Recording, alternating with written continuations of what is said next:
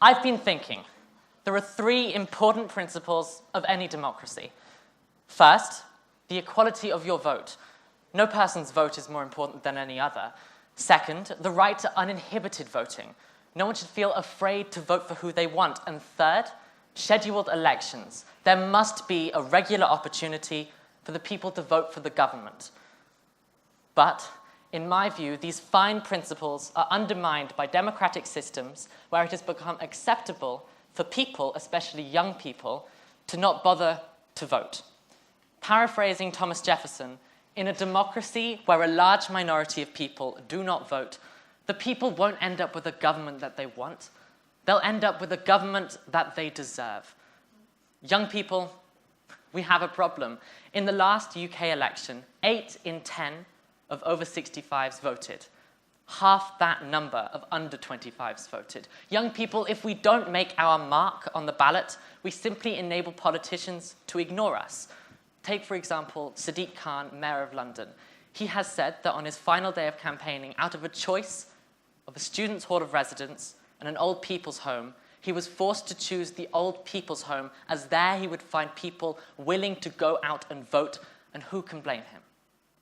Now, why does this matter? Well, think about it. University prices are now escalating. University grants have become university loans, leaving some young people with a lifetime of debt.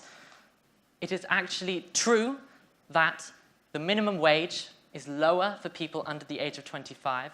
Young people get less favorable housing benefit rates. The list goes on. It is clear that our opportunities and our rights are being eroded, and in part it is our fault for letting that happen. So what can we do about this? Well, actually quite a lot. There are roughly as many eligible voters under the age of 30 as there are over the age of 65.